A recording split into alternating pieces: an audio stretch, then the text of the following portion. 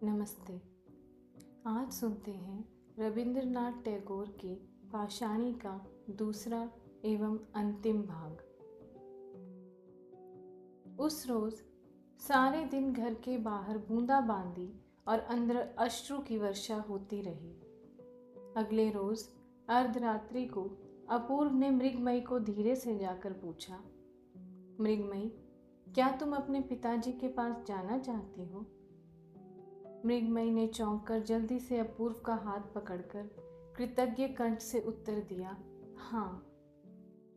तब अपूर्व ने चुपके से कहा, तो चलो, हम दोनों चोरी चोरी भाग चलें। मैंने घाट पर नौका प्रबंध कर रखा है। मृगमयी ने इस बार कृतज्ञ दृष्टि से अपूर्व की ओर देखा और उसके बाद तत्काल ही उठ कपड़े बदल चलने के लिए उद्यत हो गई। अपूर्व ने माँ को किसी प्रकार की फिक्र न हो इसलिए एक पत्र लिखकर रख दिया और रात्रि के नीरव पहर में घर से निकल पड़े। मृगमयी ने उस नीरव और शांत अंधेरी में पहली ही बार अपने मन से पूर्ण अवस्था एवं विश्वास के साथ पति का हाथ पकड़ा। उसके अपने ही हृदय का उद्वेग उस स्पर्श मात्र से अपूर्व की नसों में भी संचारित होने लगा।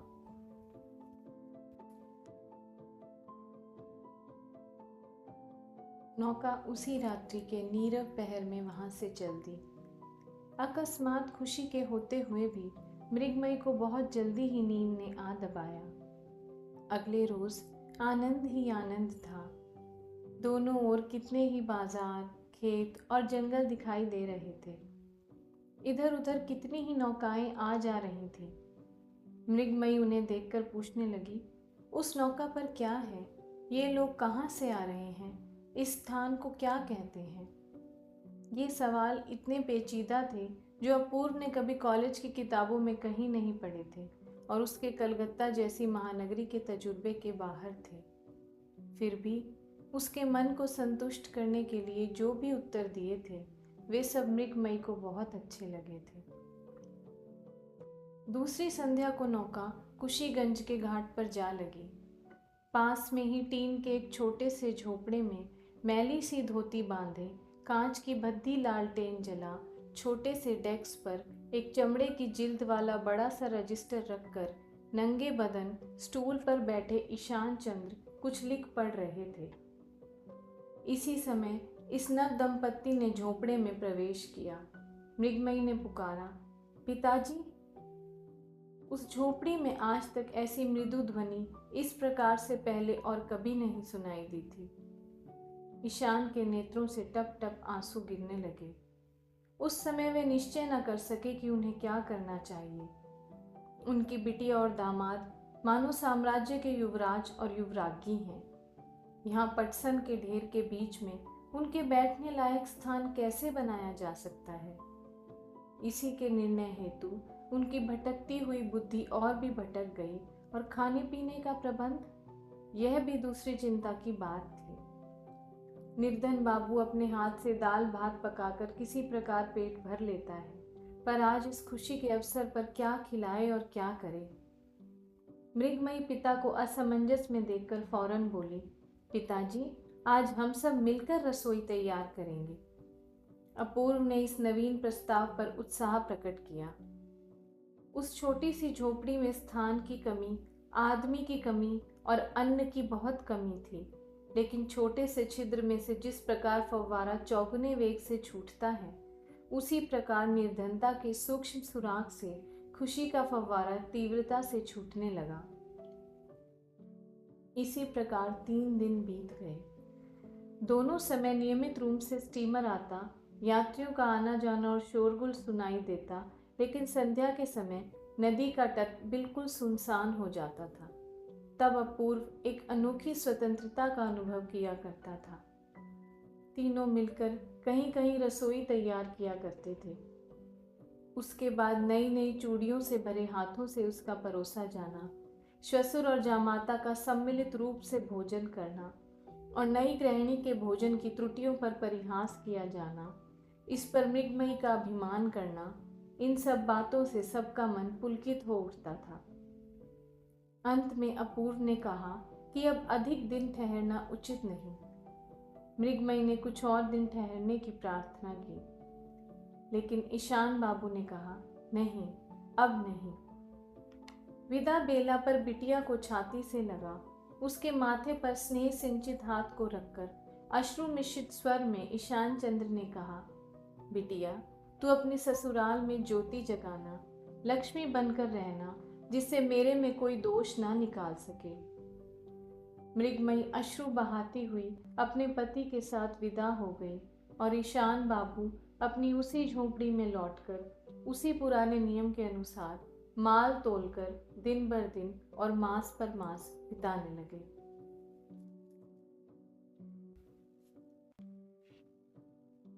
दोनों अपराधियों की युगल जोड़ी अब घर पहुंची तो मां गंभीर बनी रही, किसी से कुछ बात नहीं की।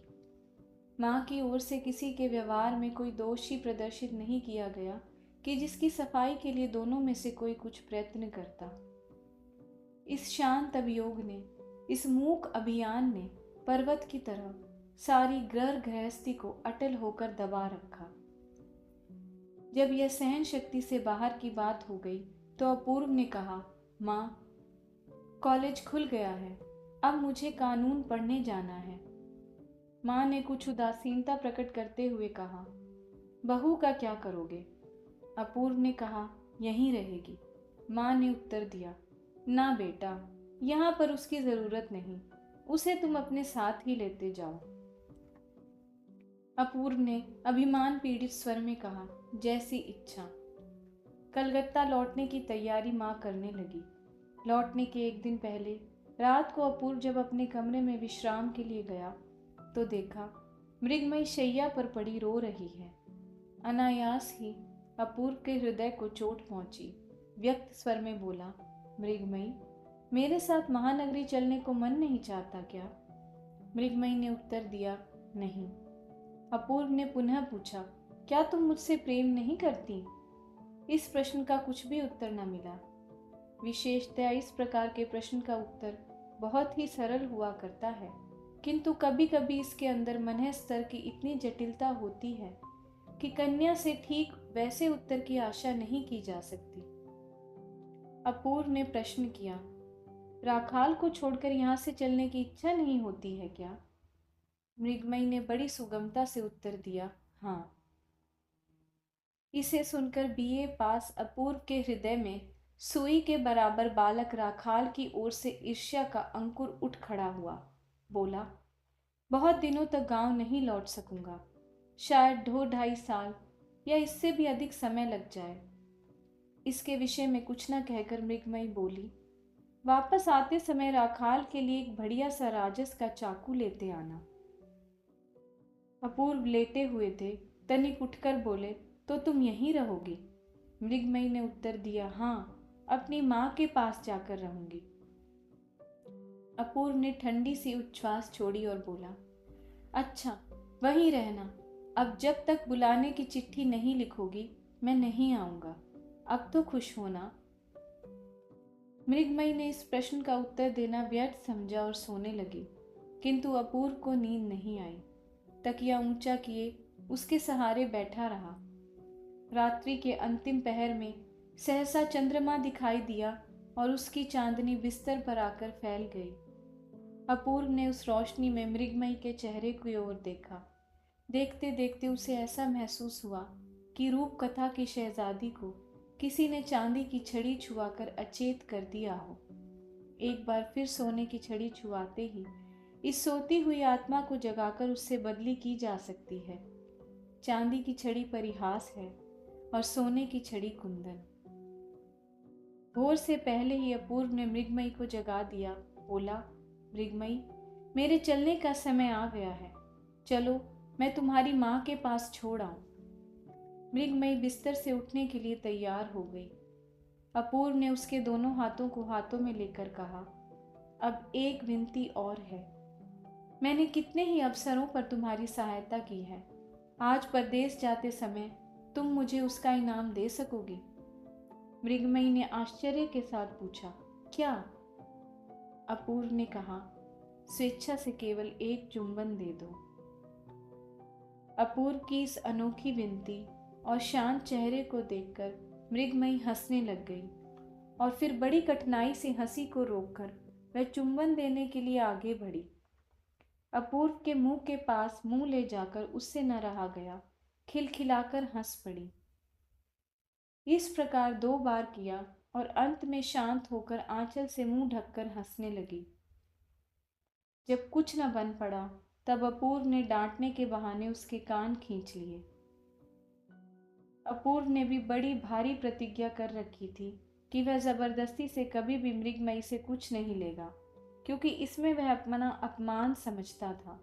उसकी इच्छा थी कि देवताओं के समान सगौरव रहकर स्वेच्छा से भेंट किए हुए उपहार को पाए और अपने हाथ से उठाकर कुछ भी न ले। मृगमयी फिर न हंसी। अपूर्व उसे उषा की प्रथम किरणों में निर्जन पथ से उसकी माँ के घर छोड़ आया। फिर लौटकर अपनी माँ से बोला, माँ, बहुत सोच विचार कर इस निर्णय पर पहुंचा कि वधू को कलकत्ता ले जाने से पढ़ाई में बहुत नुकसान होगा और फिर वहाँ उसका कोई साथिन भी तो नहीं है। तुम तो उसको अपने पास रखना नहीं चाहती, इसलिए मैं उसे उसके घर छोड़ आया हूँ। इस प्रकार गर्भ के चूर्ण में ही माँ पुत्र का विच्छेद हुआ। माँ के घर पहुंचकर मृगमयी को पता लगा कि अब यहाँ उसका किसी प्रकार मन ही नहीं लगता है। उस घर में जाने कौन सा परिवर्तन आ गया है कि समय काटे नहीं कटता। क्या करे, कहाँ जाए, किससे मिले, उसकी कुछ भी समझ में नहीं आया। थोड़े ही दिनों में मृगमयी को कुछ ऐसा लगने लगा कि घर बार और गांव भर में कोई आदमी ही नहीं है। अब कलकत्ता जाने को उसका मन इतना आतुर क्यों है? पहले ऐसा क्यों नहीं था? यह उलझन उसकी समझ में नहीं आई। उसने वृक्ष के शुष्क पत्ते के समान ही डंठल से गिरे हुए उस अतीत जीवन को आज अपनी इच्छा से अनायास ही दूर फेंक दिया। प्राचीन कथाओं से सुना जाता है कि पहले निपुण अस्त्राकार ऐसी बारीक खड़ग बना सकते थे कि जिससे आदमी को काटकर 2 टुकड़े कर देने पर भी उसे मालूम नहीं पड़ता, और जब उसे हिलाया जाता था तो उसके 2 टुकड़े हो जाते थे। विधाता की खड़ग ऐसी ही सूक्ष्म है कि कब उन्होंने मृगमयी के बचपन और जवानी के बीच वार किया, वह जान ही न सके। आज न जाने कैसे तनिक हिल जाने से उसका बचपना जवानी से अलग जा गिरा, और तब वह आश्चर्यचकित होकर देखती ही रह गई। मायके में उसकी वह चिर परिचित कोठरी उसे अपनी मालूम नहीं पड़ी। जो मृगमयी वहाँ काम करती थी, अब मालूम हुआ कि यहाँ रही ही नहीं। अब उसके हृदय की सारी स्मृति एक दूसरे ही घर में, दूसरे ही कमरे में, दूसरी ही शैया के आसपास गूंजती हुई उड़ने लगी। मृगमयी अब बाहर नहीं दिखाई पड़ती। उसकी हास्य ध्वनि अंदर ही घुटकर रह जाती। उसका बचपन का साथी राखाल तो उसे देखकर त्रस्त हो भाग जाता। खेल कूद की बात तो अब उनके मन में ही नहीं आती। मृगमयी ने अपनी माँ से कहा, माँ, मुझे सास माँ के घर ले चल। उधर कलकत्ते जाते समय बेटे की उदासीनता को याद करके अपूर्व की माँ का हृदय विदीर्ण हो रहा था। क्रोध में आकर वधू को वह अपनी ससुराल छोड़ आया, यह बात उसके मन में सुई की तरह चुभने लगी थी। इतने में एक दिन अब गुंठन डाले मृगमयी आ पहुंची। चेहरा उसका मुरझा सा गया था और उसने सास माँ के चरणों का स्पर्श किया। आशीष देने के स्थान पर सास माँ की आंखों में अश्रु आ गए और उसी क्षण मृगमयी को उठाकर जलते हुए कलेजे से लगा लिया। उसी क्षण दोनों का मिलाप हो गया।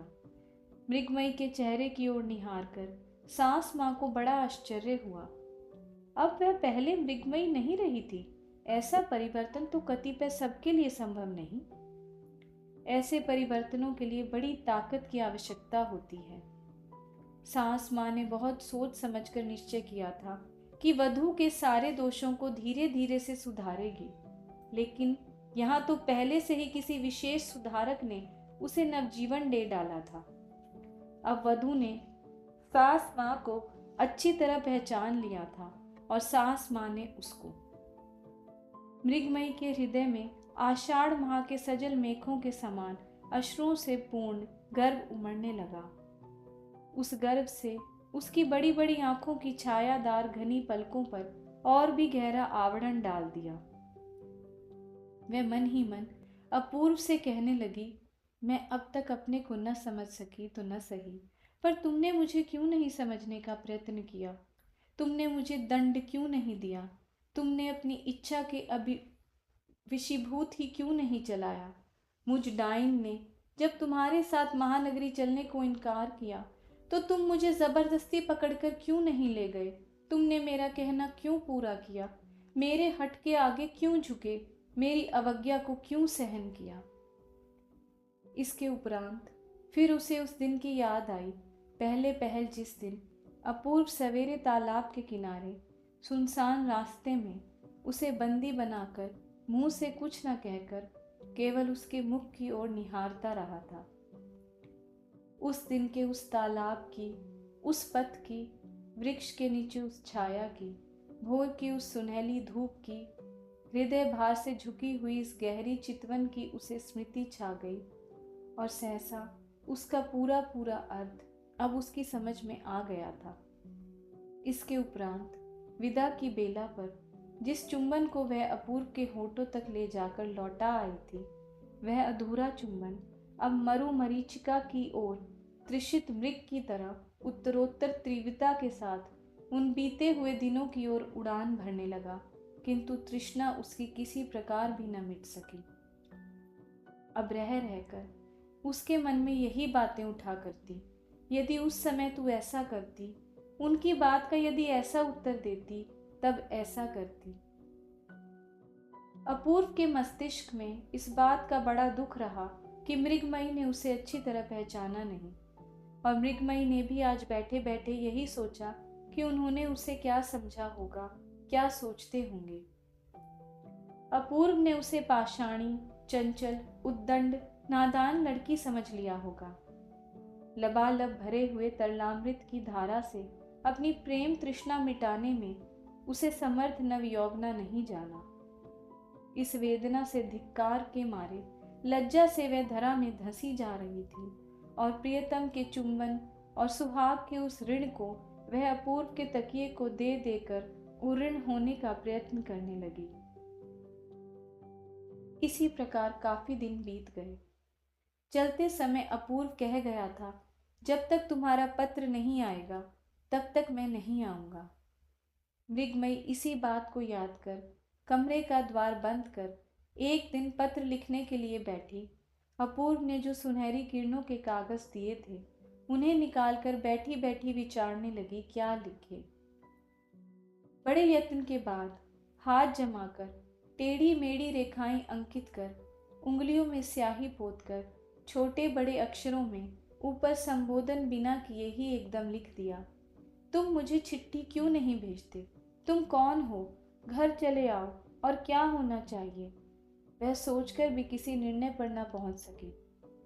अंत में उसने कुछ विचार कर लिया, अब मुझे चिट्ठी लिखना और कैसे रहते हो सो लिखना, जल्दी आना, सब अच्छी तरह हैं और कल हमारी काली गाय के बछड़ा हुआ है। इतना लिखकर चिट्ठी लिफाफे में बंद कर दी और फिर हृदय के पार से सिंचित शब्दों में लिख दिया, श्रीयुत अपूर्व कुमार राय। प्यार चाहे कितना ही उड़ेला गया हो, किंतु तो भी रेखा सीधी, अक्षर सुंदर और लिखावट सही नहीं हुई। लिफाफे पर नाम के सिवा और कुछ लिखना भी आवश्यक है, मृगमयी इस बात से परिचित न थी। कहीं सास माँ या कोई और देख न ले, इस भय से लिफाफे को विश्वस्त दासी के हाथ डाक में डलवा दिया। कहने की आवश्यकता नहीं कि उस पत्र का कुछ फल नहीं निकला और अपूर्व घर नहीं लौटा। माँ ने देखा कि कॉलेज बंद हो गया, फिर भी अपूर्व घर नहीं आया। सोचा अब भी वह उनसे गुस्सा है। मृगमयी ने भी समझ लिया कि अपूर्व उससे गुस्सा कर रहा है और तब तक वह अपने पत्र की याद करके मारे लज्जा के गढ़ जाने लगी। वह पत्र उसका कितना तुच्छ और छोटा था, उसमें तो कोई बात ही नहीं लिखी गई। उसने अपने मन के भाव तो उसमें लिखे ही नहीं, फिर उनका ही क्या दोष। यह सोच सोचकर वह तीर बिंधे शिकार की तरह भीतर ही भीतर तड़पने लगी। दासी से उसने बार बार पूछा। उस पत्र को तू डाक में डाल आई थी? दासी ने उसे कितनी ही बार समझाया। हाँ बहू जी, मैं खुद चिट्ठी को डिब्बे में डाल कर आई हूँ।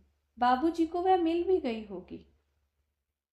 अंत में अपूर्व की माँ ने मृगमयी को पास बुलाकर पूछा, बहू, वह बहुत दिनों से घर नहीं आया। मन चाहता है कि कलकत्ता जाकर उसे देख आऊं। क्या तुम साथ चलोगी? मृगमयी जबान से कुछ न कह सकी, परंतु स्वीकृति रूप में सिर हिला दिया और अपने कमरे में जाकर तकिए को छाती से लगाकर इधर से उधर करवटें बदलकर हृदय के आवेश को दबाकर हल्की होने का प्रयत्न करने लगी और इसके बाद भावी आशंका के विषय में सोचकर रोने लगी। अपूर्व को सूचित किए बिना ही दोनों उसकी शुभकामना चाहती हुई कलकत्ता को चल दी। अपूर्व की माँ कलकत्ते में अपने दामाद के यहाँ ठहरी।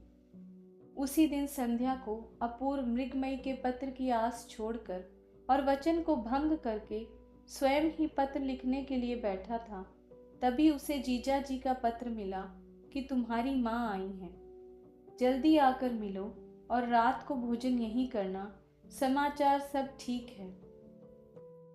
इतना पढ़ने पर भी उसका मन किसी अमंगल सूचना की आशंका कर घबरा उठा। वह तुरंत ही कपड़े बदल जीजा जी के घर की ओर चल दिया। मिलते ही उसने माँ से पूछा, माँ, सब मंगल तो है? माँ ने कहा, सब देवी की कृपा है। छुट्टियों में तू घर नहीं आया, इसलिए मैं तुझे लेने आई हूँ। अपूर्व ने कहा, मेरे लिए इतनी तकलीफ उठाने की क्या जरूरत थी माँ? मैं तो कानून की परीक्षा के कारण। ब्यालू करते समय दीदी ने पूछा, भैया, उस समय भाभी को तुम साथ ही क्यों नहीं लेते आए? अपूर्व ने गंभीरता के साथ कहा, कानून की पढ़ाई थी दीदी। जीजा ने हंसकर कहा, यह सब तो बहाना है, असल में हमारे डर से लाने की हिम्मत नहीं पड़ी। दीदी बोली, बड़े डरपोक निकले भैया, कहीं इस डर से बुखार तो नहीं चढ़ा? इस तरह हंसी मजाक चलने लगा, परंतु अपूर्व वैसे ही उदासीन बना रहा। माँ जब कलकत्ते आई तब मृगमयी भी चाहती तो वह भी कलकत्ते आ सकती थी, पाषाणी कहीं की। इस प्रकार सोचते सोचते उसे सारा मानव जीवन व्यर्थ सा प्रतीत होने लगा। ब्यालू के बाद बड़ी जोर से आंधी आई और बहुत तेज वर्षा होने लगी। दीदी ने कहा, भैया, आज यहीं रह जाओ। अपूर्व ने कहा, नहीं दीदी, मुझे जाना ही होगा, बहुत सा काम पड़ा है। जीजा ने कहा, ऐसी रात में तुम्हें क्या काम है? एक रात को ठहर ही जाओगे तो कौन सा काम बिगड़ जाएगा? बहुत कहने सुनने के उपरांत अनिच्छा से अपूर्व को उस रात दीदी के पास ठहरना पड़ा। राजी हो जाने पर दीदी ने कहा, भैया, तुम थके हुए दिखाई देते हो, अब चलकर आराम कर लो। अपूर्व की यही इच्छा थी कि शैया पर अंधेरे में अकेले जाकर सो रहे तो उसकी जान बचे। बातें करना भी तो उसे बुरा लगता था। सोने के लिए जिस कमरे के द्वार तक उसे पहुंचाया गया, वहां जाकर देखा कि भीतर अंधकार छाया था। दीदी ने कहा, डरो मत भैया, हवा से बत्ती बुझ गई मालूम होती है, दूसरी बत्ती लिए आती हूँ। अपूर्व ने कहा, नहीं दीदी, अब उसकी आवश्यकता नहीं है, मुझे अंधेरे में ही सोने की आदत है। दीदी के चले जाने पर अपूर्व अंधकार से भरे कमरे में सावधानी के साथ शैया की ओर बढ़ा। शैया पर बैठना चाहता था कि इतने में चूड़ियों के खनकने की आवाज सुनाई दी और कोमल बाहुपाश में वह बुरी तरह जकड़ गया। उन्हीं क्षणों पुष्प से कोमल व्याकुल ओष्ठों ने डाकू के समान आकर अविरल अश्रुधारा के भीगे हुए चुंबनों के मारे उसे आश्चर्य प्रकट करने तक का अवसर न दिया। अपूर्व पहले तो चौंक पड़ा, इसके बाद उसकी समझ में आया कि जो काम वह पाषाणी को मनाने के लिए अधूरा छोड़ आया था, उसे आज अश्रुओं के वेग ने पूर्ण कर दिया है। धन्यवाद। अगर आपको मुझसे ये कहानियाँ सुनना अच्छा लगता है तो प्लीज़ मेरे चैनल को सब्सक्राइब करें और शेयर करें।